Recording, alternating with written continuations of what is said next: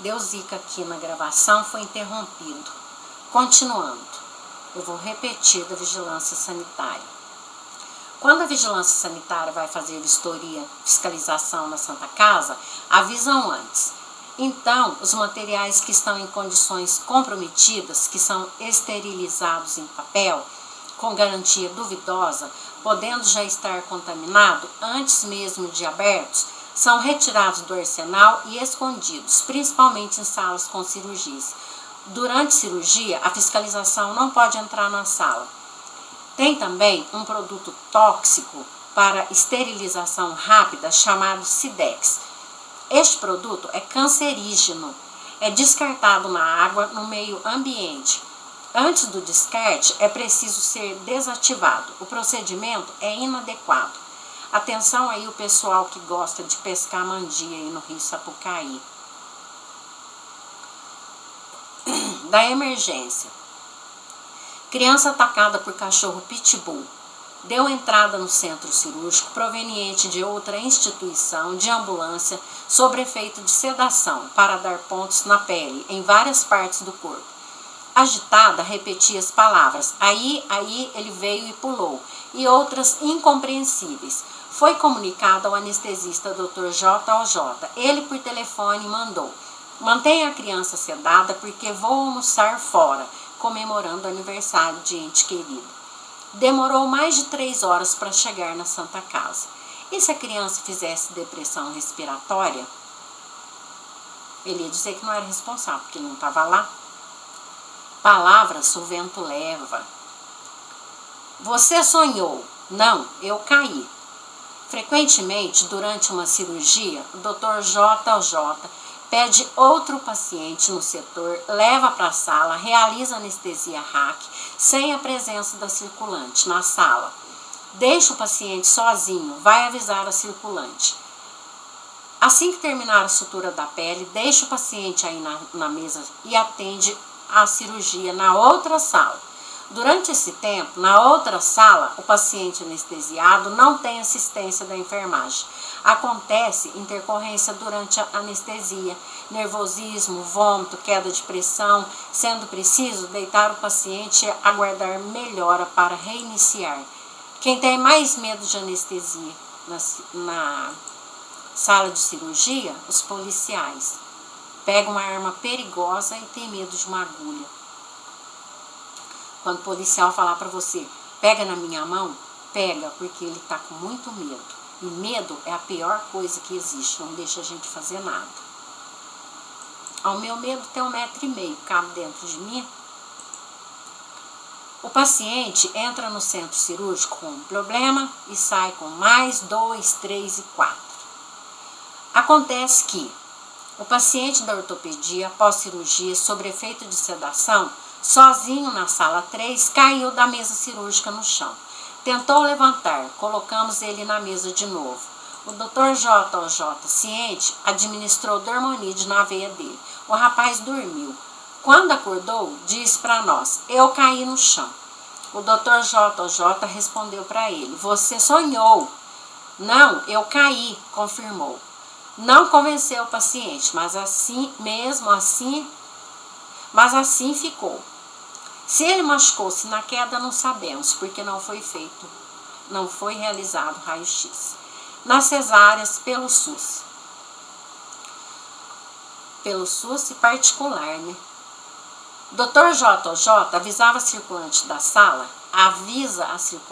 sala que não vai esperar o pediatra chegar, que na hora ele dá assistência ao recém-nascido. Quando o médico está retirando o bebê, o Dr. J.J. manda a enfermagem calçar a luva rápido e pegar o bebê e dar os primeiros atendimentos. A enfermagem aspira, oxigena e faz clampeamento do cordão umbilical. Na página 26 do livro, a técnica de enfermagem MOR relatou que foi realizado com o bebê da paciente do convênio CEAM. Do rim saudável, cirurgia eletiva. Eu estava na central de material, dentro do centro cirúrgico, cumprindo escala de rodízio da unidade. no local onde são entregues as caixas usadas em cirurgias para lavar e também as peças para biópsia, para exame. Pela janela, a aluna instrumentadora me entregou um rim. Comentei: que rim bonito, que tem nele para ir para exame? Ela respondeu: nada. O Dr. RN falou durante a cirurgia: puta que pariu, isso não era para tirar, agora já foi, manda para anátomo. Daqui a pouco eles vão me mandar para anátomo também. Não vai encontrar nada. Óbito antes de iniciar a cirurgia. A paciente foi encaminhada ao centro cirúrgico consciente, orientada para submeter-se à cirurgia de colecistectomia por vídeo, retirada de pedra na vesícula. Após anestesia geral com intubação, a circulante Z observou que a paciente não estava respirando e comunicou ao médico. Foi constatado óbito antes de iniciar a cirurgia. O Dr. BT ficou muito bravo, mandou o Dr. JJ dar o atestado de óbito, comunicar à família, saiu da sala e do centro cirúrgico. Nesses casos, quando o médico vai lá fora e diz para a família que o pulmão do paciente não aguentou, e a família aceita na ignorância sem perguntar nada. Por exemplo, se passou pelo pré-anestésico e foi liberado para a cirurgia, se o pulmão era saudável, o que aconteceu? Você pode fazer essas perguntas para o seu médico, é seu direito. É uma vida que você entregou na responsabilidade do outro. Sabe o que o anestesista fica fazendo durante a cirurgia? Jogando entretenimento, baralho no celular.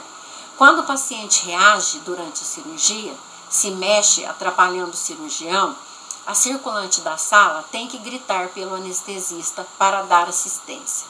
Foi assim com outro paciente. Durante o procedimento da ortopedia, a menor não foi oxigenada após sedação pelo anestesista, Dr. R. A circulante MA comunicou ao médico. A criança foi a óbito no CTI.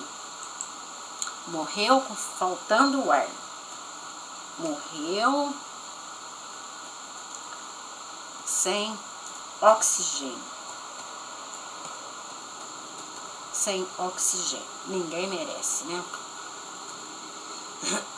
Nesta data, 9/10/2008, página 38. Salvar. No período da manhã, na sala 1, foi realizado a amputação de perna esquerda do paciente V, e ao mesmo tempo desbridamento na sala 4 da paciente MF. Sala 1, anestesia RAC. Sala 4, sedação com propofol. Dr. S não concordou, mas a pedido do Dr. SRN, assistiu os dois pacientes. Anotação da enfermeira IRV, que substituiu a enfermeira VAN nas férias dela. Nesta data, 7/10/2008, página 39, o cirurgião Dr. S... eu estou repetindo? Não. Nesta data, 7/10/2008, página 39, o cirurgião Dr. S estava como anestesista na sala 4, em cirurgia de colecistectomia por videolaparoscopia. Após o cirurgião dar pontos na pele, viu a instrumentadora cortando o fio a pedido do cirurgião. Eu estava com o circulante na sala. Ele me disse: você está vendo isso? Não vai relatar? Ligou para o Dr. RSN, contando.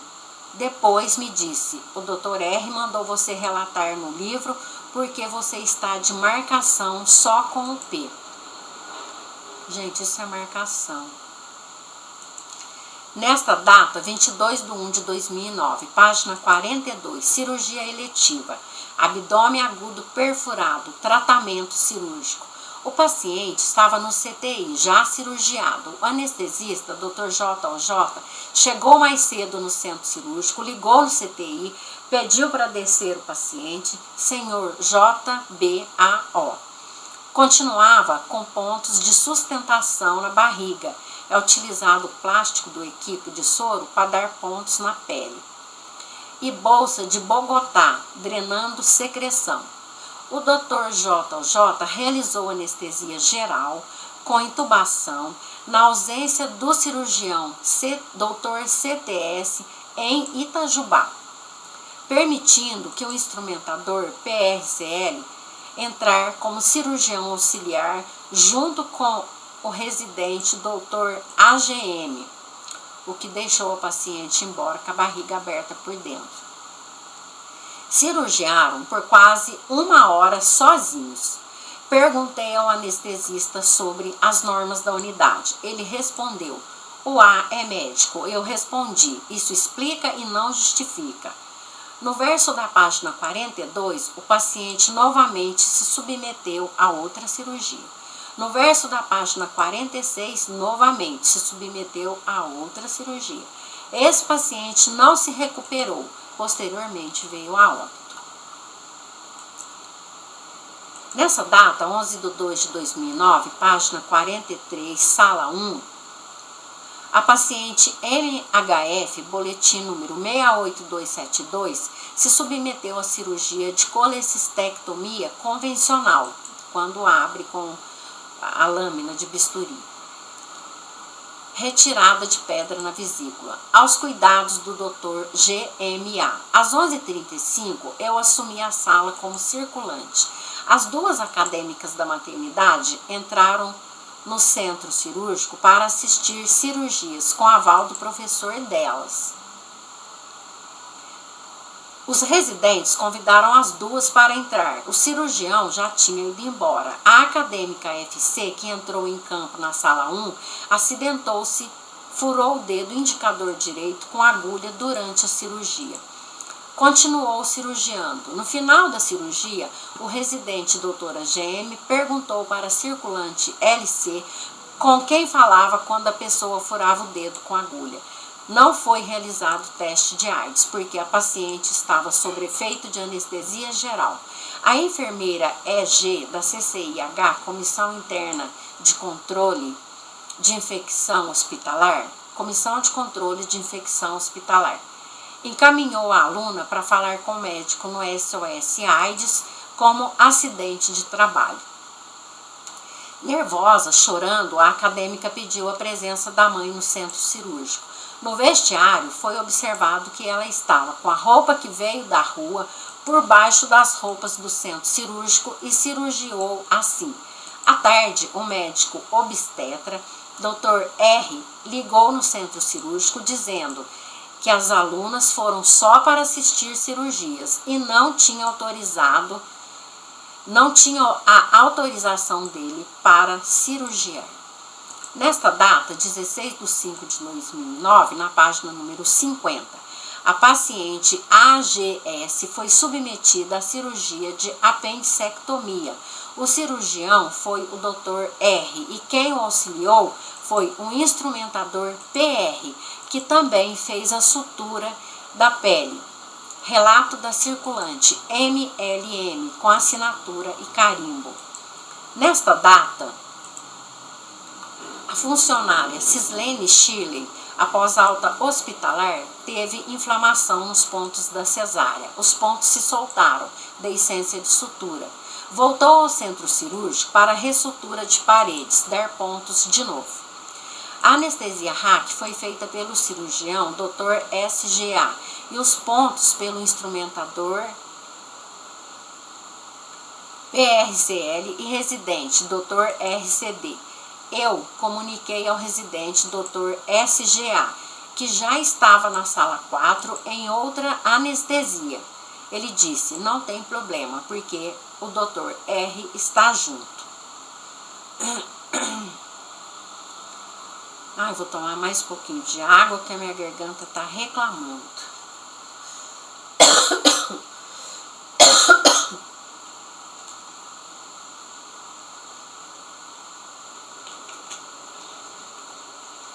Foi constatado que a cirurgia estava errada. O paciente R foi encaminhado ao centro cirúrgico para submeter-se à cirurgia de cisto pilonidal. É uma tumoração que aparece na fenda interglútea, na linha média da região sacro-coxígea. Na maioria dos casos, contém fios de cabelo no seu interior. Daí a denominação cisto pilonidal. Daí a denominação pilonidal. Foi realizado anestesia RAC. Quando voltou para o quarto, o curativo já estava no ânus. Foi feita cirurgia de hemorroida. O paciente R afirmou não ter hemorroida. E o que incomodava era o cisto pilonidal. Dor na região, dificulta andar, deitar-se ou sentar. Febre, mal-estar, saída de pus com sangue. A irmã M, aluna da enfermagem, conversou com o médico. No dia seguinte, o R foi novamente encaminhado ao centro cirúrgico. Foi feita outra anestesia RAC e realizado a cirurgia de cisto pilonidal. Deprimido, o paciente me perguntou por telefone se eu podia testemunhar para ele. O centro cirúrgico da Santa Casa parece casa da mãe Joana. Atendi uma moça na sala de recepção do centro cirúrgico. Ela me disse: monta 2 salas de pequena cirurgia que eu vou ajudar o A, residente. Respondi: desculpa, mas não te conheço. Ela respondeu: sou L, namorada dele. Piorou. Ela insistiu: eu cirurgio com o RSM. Saí do centro cirúrgico, fui até a sala da responsável técnica e enfermeira D. Ela telefonou para o cirurgião Dr. RSN. Ele autorizou. Montei uma sala. Durante as pequenas cirurgias, ela instruiu o residente Dr. AGM. É fato. O Dr. RSN, no centro cirúrgico, entra em uma cirurgia numa sala. Os residentes em outra sala, sozinhos. Quando a cirurgia pipina, os residentes pedem para chamar o professor, Dr. RSN. Ele vai da sala dele, ele sai da sala dele, vai a outra sala com a luva cheia de sangue, aponta na cavidade dizendo aos residentes o que é para ser feito. Volta para a sala de origem, continua com a mesma luva, cruzando cirurgias, possibilitando contaminação cruzada, como hepatite, AIDS, pondo em risco a saúde, a qualidade de vida, a vida do paciente. No CTI, ele fica bravo quando é acordado para atender emergência. Refere: estou com a perna mole de sono, se o paciente está parando ou morrendo, o que vocês querem que eu faça? A enfermagem fica transtornada, não sabe se acorda o Dr. RSN para não aspirar saliva ou se socorre o paciente. Dinheiro para pagar a Santa Casa, dinheiro para pagar médico para dormir, a Santa Casa tem. Ai, que gastura! Atrito verbal entre mim e o cirurgião CTS no corredor do centro cirúrgico. Em cirurgia de herniorrafia com colocação de tela, devido eu afirmar para ele que as posições na sala 1 estavam erradas. O residente estava cirurgiando à direita do paciente. O instrumentador PRCL à esquerda do paciente como cirurgião auxiliar. A acadêmica de medicina N estava instrumentando na cirurgia, ou seja, entregando pinças a quem não é médico para cirurgiar. O Dr. CTS estressou comigo.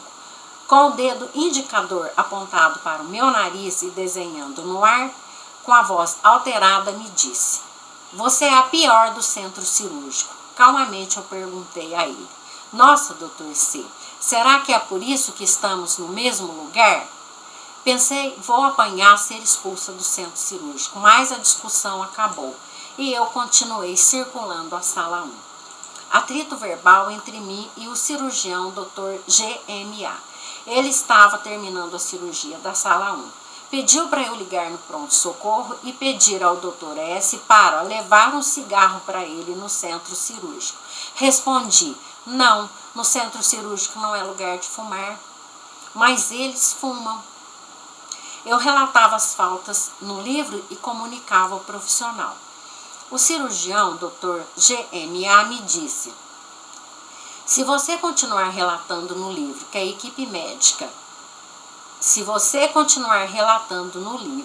a equipe médica não vai te deixar instrumentar mais. E ninguém da equipe vai fazer cirurgia em você e em ninguém de sua família, se precisar. Quero ver se você vai achar outro cirurgião. Acrescentou: se você quiser chamar a polícia, quando o PRCL estiver cirurgiando, pode chamar. Eu faço questão que ele cirurgie comigo. Você só enxerga embaixo do seu nariz. Na verdade, eu tinha medo de chamar, era a família do paciente mesmo para ver. Mas eu tive medo, muito medo, da pessoa infartar dentro do centro cirúrgico. E aí, um erro não vai justificar o outro. Atrito verbal com a enfermeira VAN. Ela decidiu que as agulhas cilíndricas e cortantes usadas nas cirurgias, depois de lavadas, seriam empacotadas em pano para serem esterilizadas na autoclave. Contudo, por mais cuidado que tivéssemos, salientei que poderiam acontecer acidentes óbvios no manuseio de material pérfuro cortante, contaminado com sangue, risco de doenças transmissíveis como a AIDS e a hepatite, e outros que eu devo desconhecer, com certeza. Recusei-me a empacotar, deixei a minha parte a desejar. Todas as agulhas eram embrulhadas em pano, 30 por 30 centímetros, pelos colegas. Aconteceu o óbvio. Durante o manuseio de material estéril, a colega furou o dedo. A partir desse dia, foi proibido embrulhar agulha no pano. Precisa acontecer acidentes para mudar as coisas? Nesta data, 18/12/2008, página 41, verso. Precisei relatar que o paciente GS submeteu-se à cirurgia de herniorrafia inguinal esquerda. A hérnia é um rompimento do músculo, precisando dar pontos, assim como um pano que se rasga e é preciso costurar. Cirurgião, o residente Dr. R e primeiro auxiliar instrumentador PR, com aval do Dr. RSN. Enfermeira VAN e Dr. JOJ, chefe do centro cirúrgico. Mas a colega também ia relatar o ocorrido na data de 8/12. Pulei 7 linhas e iniciei meu relato. Posteriormente, atrito verbal entre mim e a enfermeira. Por esse motivo, eu estava cumprindo escala de ajuda na clínica médica, preparando medicação dos pacientes aos meus cuidados. A enfermeira VAN subiu até lá e com grosseria me disse: você obrigou a JD a relatar no livro de intercorrências e faltas que o P, nome nomentativo, auxiliou o residente na cirurgia de herniorrafia bilateral do paciente PC. Você é chata e insuportável. Eu sei disso. Eu sou chata e insuportável, tem dias que eu não me suporto. Mas, nesse caso, eu estou falando da vida do outro. Eu aqui não interessa. Coloca o nome das pessoas no livro e não precisava. Chorei de novo. Não coloquei caneta, nem segurei a mão da colega JD para ela relatar o fato. Ela relatou porque quis. Poderia ter escrito, nada consta, e se quisesse. Mas relatou. Nesta data, 8/12/2008, o paciente PC submeteu-se à cirurgia de herniorrafia bilateral no período da manhã, onde o instrumentador PR entrou como primeiro auxiliar, assinou, eu assinei também, porque substituí ela na sala durante o horário do café. Eu vi. Não tem como fingir que não vi. De novo, Atrito verbal entre mim e a enfermeira VAM. Nesta data, 14/4/2009, página 45, verso, do livro de intercorrências e faltas do Centro Cirúrgico. Relatei que a funcionária MLM trabalhou 12 horas seguidas com sutura na região plantar, na sola do pé direito, em diversos pontos. Estava montando a sala 1 para cirurgia. Citei sobre a norma regulamentadora NR 32, que é a primeira no mundo a regulamentar a saúde e segurança dos trabalhadores em instituições de saúde. Publicada em 2005 pelo Ministério do Trabalho. A RTVFD, no RH, me disse: você não precisava citar isso no livro. Eu citei porque me preocupei com a saúde física da minha colega, o perigo de contaminação. Funcionário só tem valor enquanto está saudável. Atrito verbal entre o residente Dr. JGB e eu no corredor da clínica médica por causa do exame da paciente que foi encaixado para ela na clínica SM. Ele me disse: é por isso que tiramos você do centro cirúrgico. E eu respondi: é verdade, para vocês continuarem fazendo merda. O senhor C, na administração, chegou e presenciou a discussão. E acompanhantes de pacientes também. Ai, que vergonha. Aproveitei e reclamei do ocorrido. Ele me disse para ter paciência. De que maneira? Da perseguição por ex-colegas de trabalho da Santa Casa. Nesta data, 27/6/2012, acompanhei a idosa Carmen Alves, de 81 anos, para consulta pré-agendada com o cardiologista Dr. AF às 15h30 no ambulatório do CEAM, encaminhada pelo pneumologista Dr. CCL, a paciente portadora de mal de Alzheimer. Em 2010, após derrame cerebral, foi internada na Santa Casa, no CTI. Ficou em coma por 30 dias. Foi colocado traqueostomia, pequeno orifício no pescoço, na traqueia, onde é introduzida uma cânula para o paciente respirar e expelir as secreções nasais. Ficou com problema respiratório, permaneceu com a traqueostomia, babava, fazia uso de aspirador em casa. Com muito catarro, ela necessitava ser aspirada continuamente. Sentia cansaço a mínimo esforço, ao sorrir, falar e andar. Fazia uso de oxigênio em casa, em aparelho do SUS, com prescrição médica desde 2010. Fazia crise de broncoespasmo. O ar que entra nos pulmões não sai todo, segundo informação do Dr. GMA, que prescreveu a medicação convivente de uso inalatório no próprio pronto-socorro do CEAM, para ajudar na respiração durante o trajeto de casa ao médico. Impossibilitada de falar, fazia tratamento com a fonoaudióloga, com sonda para alimentação no nariz, porque ao mastigar e engolir, o alimento saía pela traqueostomia, correndo o risco de ir comida para o pulmão, provocando também pneumonia. Fazia uso de medicamento anticonvulsivo com a doutora R.A. Fazia tratamento com a fisioterapia, coordenação motora das mãos e pés diminuídos. Paciente totalmente dependente em cuidados básicos. Aproveitando a viagem, sugeriu ao esposo já fazer o raio-x do braço dela. Estava inchado com suspeita de fratura, mas durante o trajeto de carro, a paciente sentiu falta de ar, acelerou os batimentos do coração, mais de 120 batidas por minuto, motivo principal da consulta pela qual foi necessário parar no pronto-socorro do CEAM. Tossia com muita secreção parada na garganta. Corria risco de morte. O esposo, 80 anos, ficou aguardando na recepção, pois Ficou aguardando lá fora, nem é na recepção. Lá fora ele ficou. Corrigindo, salvando. Pois só é permitido um acompanhante. Eu entrei com ela no pronto-socorro.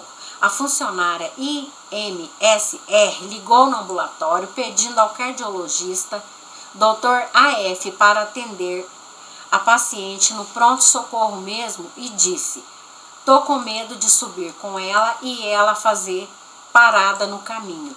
Mesmo com o oxigênio, ela respira com dificuldade. O pedido foi atendido. Com o resultado do eletrocardiograma satisfatório dentro da normalidade anteriormente realizado, o Dr. AF fez a parte dele, reencaminhou a paciente ao pneumologista Dr. CCL, entregou-me os exames e saiu. Continuamos aguardando realizar o raio-x. Já eram mais de 17 horas. Ainda esperávamos na sala de observação, mantendo o oxigênio. Ninguém suspendeu o oxigênio. Na ausência da técnica de enfermagem, aspirei a traqueostomia da paciente para não engasgar, porque o catarro estava borbulhando, impedindo a oxigenação adequada. O enfermeiro EMR, ao lado, ouvindo, não assistiu a paciente. Realizei o procedimento de rotina, como na residência dela. Eu sei que quando a gente não faz parte do quadro de funcionários, a gente não deve realizar procedimentos de competência do mesmo. Mas, em emergência, toda vez que eu estiver segura do procedimento a ser realizado, segurança para mim e para o paciente, eu vou realizar. Já pensou se sair isso no jornal?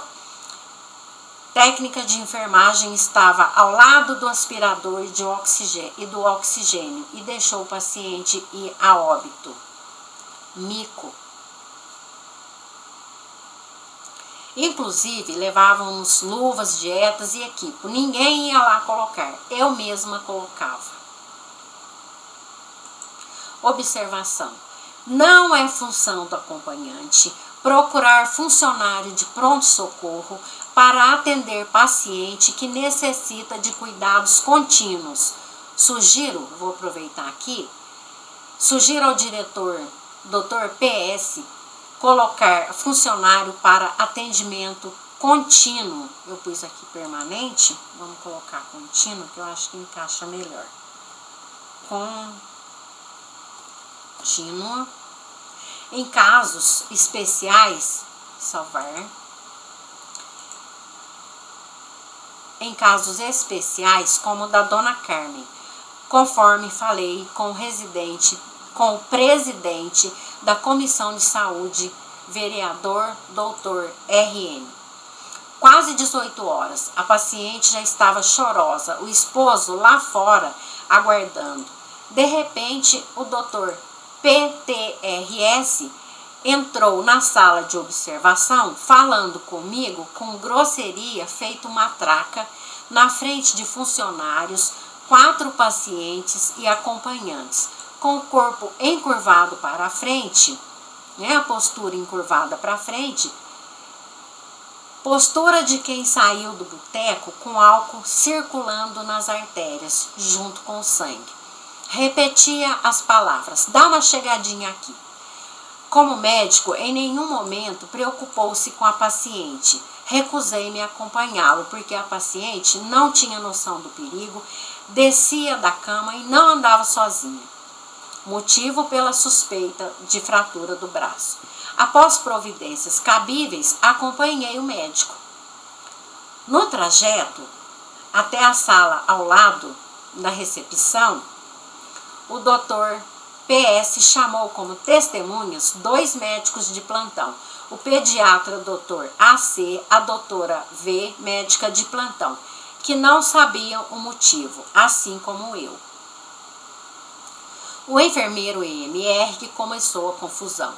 Já na sala, o Dr. PS começou o falatório me dizendo: Aqui você não manda, aqui mando eu sou o diretor e ponto final.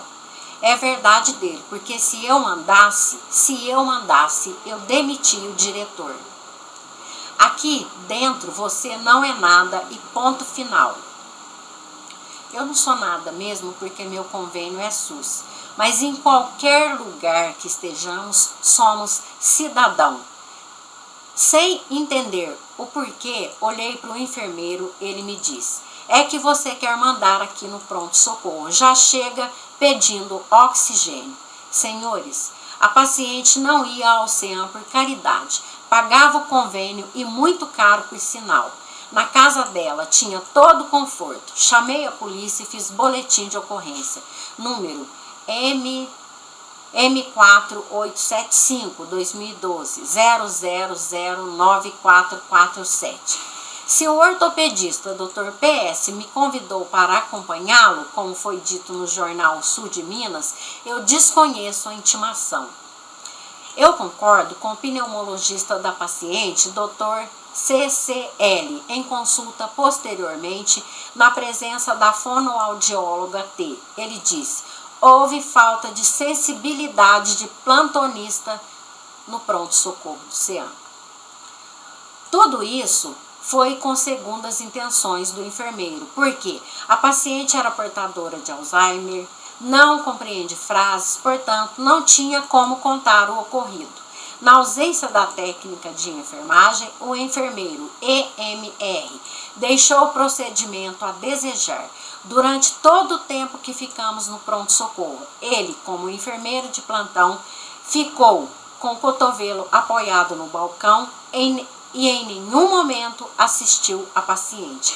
Estava tão preocupado com a minha pessoa que nem soube que a colega de trabalho IMSR chamou o médico no ambulatório, nem que a paciente passou por consulta no pronto-socorro.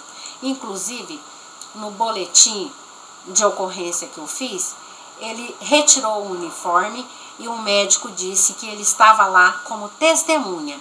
Ele estava sim, pode até ser como testemunha, mas era um enfermeiro de plantão. Eu já estava com a boca quase quadrada, chorando. Fui lá fora contar o ocorrido ao esposo da paciente. Depois ficou quadrada de verdade, até a polícia chegar. Mas logo me lembrei de que a minha lágrima não me comove. Arredondei a boca e falei ao enfermeiro: EMR, você vai registrar o ocorrido no livro de intercorrência do pronto-socorro. Fatos são provas. Espero que ele tenha se lembrado de anotar que só assistiu a paciente depois que a polícia chegou. Um instante. Aqui, ó. Tá relatado aqui, ó. Isso aqui é documento. Quando você for fazer alguma coisa, faça com documento. Se a sua boca ficar quadrada, assim, ó, com o dentinho arreganhado, não se importa não.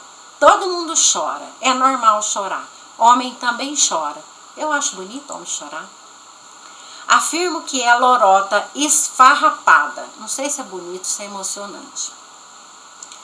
Quando o Dr. PS diz que estava preocupado com a minha imagem profissional, eu não preciso de preocupação, placebo, falsa. Exatamente porque na Santa Casa, na sala 2, durante todas as cirurgias em que usava o raio-x, o intensificador de imagem, apelidado Dino de dinossauro, o Dr. PS coloca avental de chumbo, protetor de tireoide, protegendo-se do raio-x. Como médico, nunca se preocupou com a nossa saúde como circulante na sala de cirurgia, nem mesmo com a saúde do paciente. Sem o EPI, equipamento de proteção individual, nós ficávamos expostas ao raio-x. Por isso, eu usava essa frase na sala de cirurgia continuamente. Cuidado com meu bebê. Só para sair da sala. Repeti isso por mais de 3 anos. Tem mais.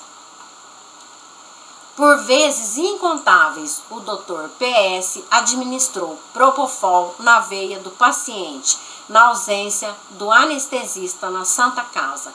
Iniciou a cirurgia eletiva, inclusive no menor internado com quadro de bronquite crônica. E se houvesse intercorrência no pós-anestésico?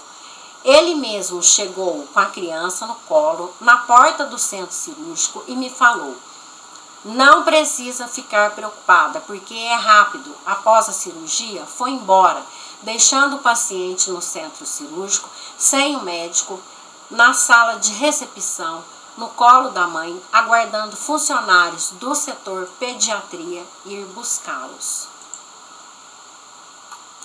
O Dr. PS leva também o frasco de Propofol para administrar no paciente no setor da ortopedia, que não tem material de emergência para intubação, se necessário, pondo em risco vidas em perigo. Tem outro exame aqui também, que eu não estou lembrando o nome agora, mas ele faz com contraste na safena. Era realizado no centro, lá na ortopedia, pelo residente, com anestesia RAC. Perigo aqui pelo paciente. Na ausência do anestesista na Santa Casa. E eram várias tentativas. 1, 2, 3, 4. Pobre paciente. Ai, meu Deus, eu lá presenciando tudo isso. Ninguém merece. Que razão o Dr. PS, como diretor no CEAM, iria se preocupar com a minha imagem profissional? Essa conversa dele é para boi dormir. Ele disse que pronto-socorro é um lugar onde fica muito paciente. Também é verdade. Mas, naquele dia, só tinham 4. 3 pessoas estavam na cadeira, sendo uma delas a idosa que eu acompanhei. Nesta posição, é mais fácil para respirar. A senhora CBM, que está ali no jornal, que depois eu vinha saber que é parente da idosa, estava no leito ao lado. Ela viu tanto que eu chorei, tanto que eu solucei. Fiquei um tempão com os dentinhos arreganhados. Como eu não tenho a faculdade da visão de ver os espíritos dos mortos, não pude enxergar as demais pessoas a que ele se refere. Ou era visão distorcida do mesmo. Deixa eu pôr uma vírgula aqui.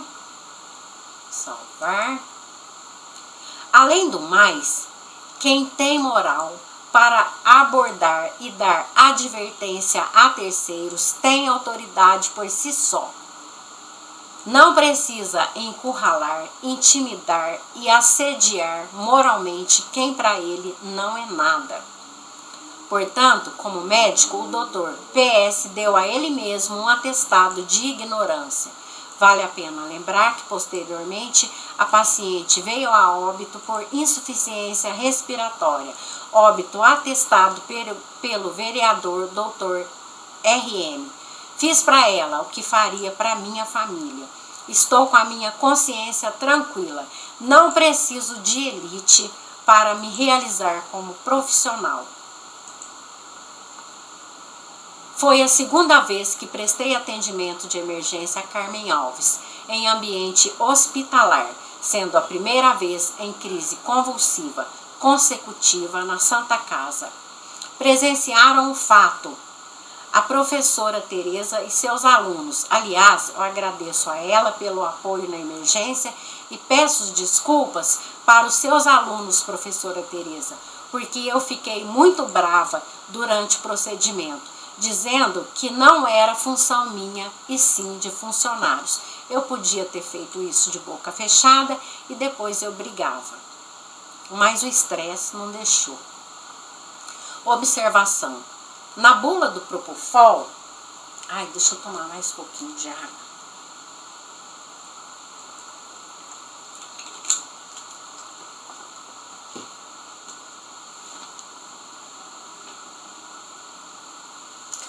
Desculpa. Ai. Na bula do Propofol de Privan, no item 7, advertências. Diprivan deve ser administrado por pessoal treinado em técnica de anestesia ou, quando apropriado, por médicos treinados em cuidados de pacientes em terapia intensiva. Diprivan não deve ser administrado pela pessoa que conduziu o procedimento diagnóstico ou procedimento cirúrgico. Quando Diprivan é administrado para sedação consciente, procedimentos cirúrgicos e diagnósticos, os pacientes devem ser continuamente monitorados para os sinais precoces de hipotensão, pressão arterial muito baixa, obstrução das vias aéreas e dessaturação de oxigênio. Devem estar disponíveis facilidades para manter as vias aéreas abertas, ventilação artificial, enriquecimento de oxigênio e outras facilidades ressuscitadoras. Nesta data, 30 de novembro de 2013, recebi do CRM, conforme eu já mostrei aqui,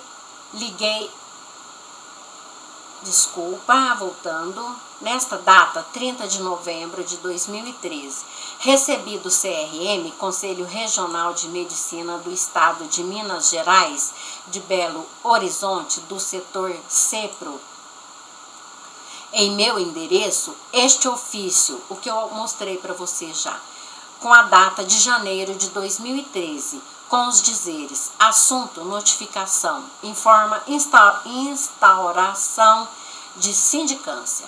Nesta data, maio de 2014, perante o silêncio do CRM, liguei em Belo Horizonte neste telefone 031 32 48 7790.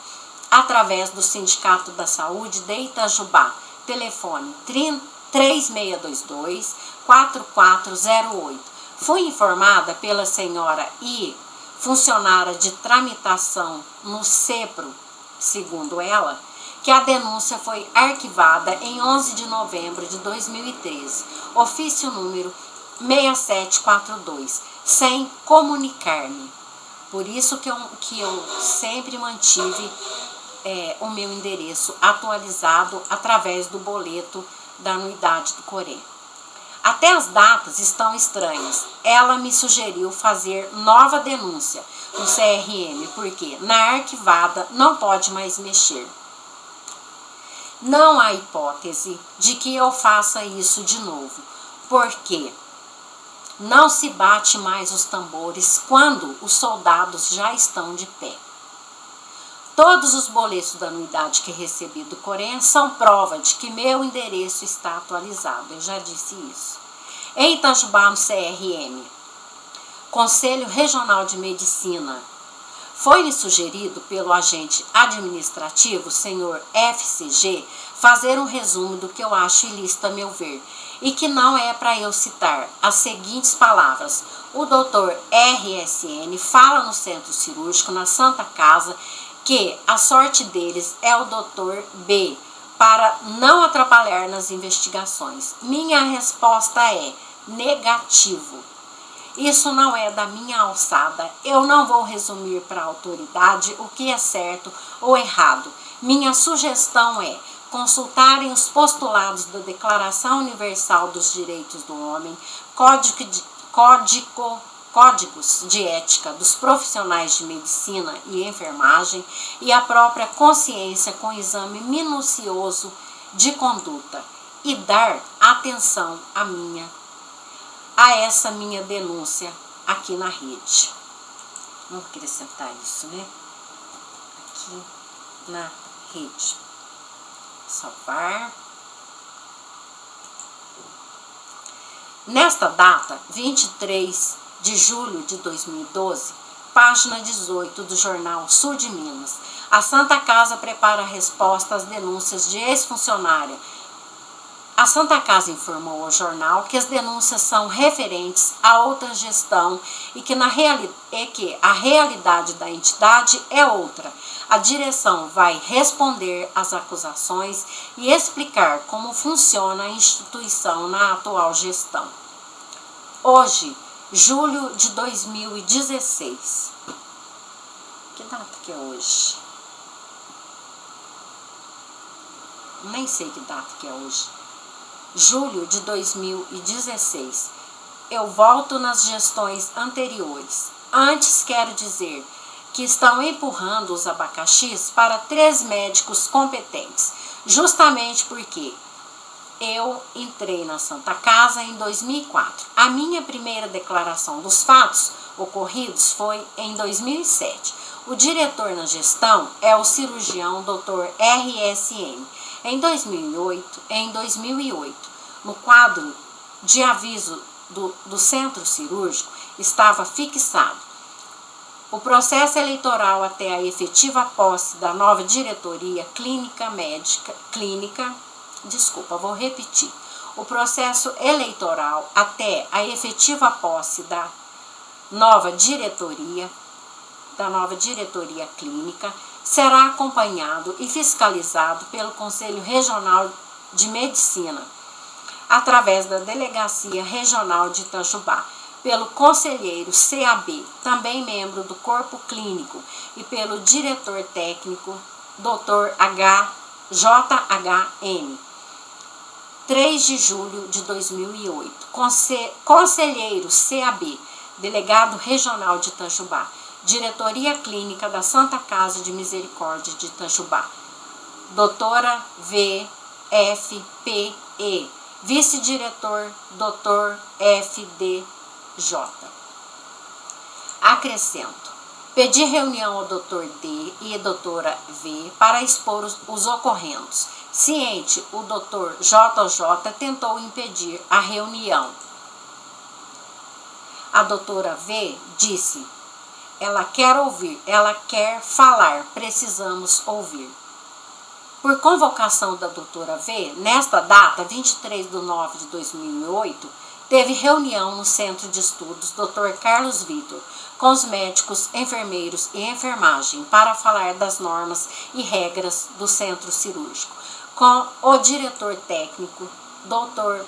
HS. Inclusive, ele citou que existem punições no Estatuto da Santa Casa para médicos, enfermeiros e enfermagem.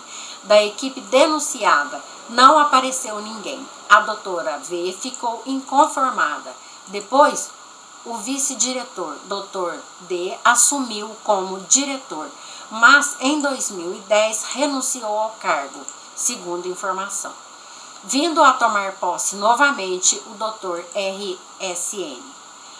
A Santa Casa é sua, é minha, é nossa. Nós precisamos cuidar dela. A Santa Casa é minha, é sua, é nossa. Nós precisamos cuidar dela. Senhor Prefeito Rodrigo Rieira e Vice-Prefeito Christian Gonçalves, eu moro em Itajubá, eu voto em Itajubá. Como cidadã, eu quero saber por que a funcionária da Santa Casa, HR, com desvio de função da enfermagem para o faturamento, pediu demissão dizendo que defunto não paga a conta dos outros. Preferiu sair, como disse ela, com uma mão na frente e a outra atrás depois de mais de 13 anos de trabalho, a ser conivente com o crime. O nosso dinheiro está lá. Deixa eu colocar isso aqui. O nosso dinheiro está lá. Salvar.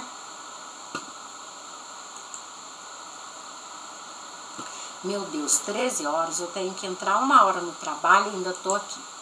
As ameaças não me intimidam, mas os familiares que aguardam o término de cirurgia de seus entes queridos na porta do centro cirúrgico, esse sim, me sinto envergonhada, intimidada diante desses fatos. As perseguições me preocupam muito, porque prejudicam os pacientes aos meus cuidados. No meu entender, puxar o tapete do outro é abusar do ser indefeso, principalmente se houver óbito. Independente da amizade, a justiça prevalece. É muito descaso com a vida, com o ser humano, com a pessoa, com a família, com a população. Aproveito a oportunidade e digo para o senhor presidente da República em exercício: eu troco a tocha olímpica por mais médicos no SUS, no posto de saúde, troco por exames que precisam ser realizados e os pacientes estão aguardando desde 1900 e dinossauro. Troco pelos remédios que a pessoa, a família e a população não têm condições de comprar. Troco por uma assistência à saúde mais digna ao idoso. Esse negócio de aumentar o tempo de idade para se aposentar, a única diferença que eu vejo nisso em relação à escravidão é que a pessoa trabalha, recebe e não leva chicotada. O cidadão trabalhou a vida toda para as necessidades básicas e na velhice toda para comprar os medicamentos. Alimentação, só sopa, porque os dentes já se foram. Lazer, só nos sonhos. Quando ele vai curtir, aí pá, ele acorda. Moradia, o único terreno que compramos e as parcelas cabem a quem não tem alternativa, é um pedaço de terra de 2 metros por 7 palmos de profundidade, se não me engano. Esse sim é o Minha Casa Minha Vida do nosso corpo, até ele apodrecer. Mas o aluguel a terceiros, vamos arrumar isso aqui, mas o aluguel a terceiros, para dar conforto à nossa família, tem que ser garantido. Só nesse vai mais de 50% do salário mínimo. Falar do outro na ausência dele é muito fácil. Difícil é estar aqui me expondo. Você se lembra do seu juramento na formatura? Já parou para pensar por que teve que jurar? De graça não foi. O que você jurou, aí está a sua tarefa. O juramento da enfermagem é esse. Solenemente, na presença de Deus e desta Assembleia, e eu acrescento, e da minha consciência, prometo praticar com fidelidade a minha profissão, dedicar-me à promoção do bem-estar dos doentes a mim confiados, abster-me de tudo quanto for pernicioso ou contrário ao meu dever, não tomar, nem conscientemente ministrar drogas nocivas, guardar sem desfalecimento o segredo profissional durante toda a minha vida, cooperar com inteira lealdade com a equipe de saúde em seus trabalhos e pesquisas, fazer tudo o que estiver em meu poder para manter e elevar os ideais de minha profissão. Como eu disse no início, ser cego, surdo e mudo na nossa profissão tem limite. Sem mais no momento, julho 2016. Atenciosamente, Aparecida de Lourdes Machado Santos, técnica de enfermagem. Bom dia, agora eu vou trabalhar, são 13h05, eu estou atrasada, nem almoçar vai dar tempo.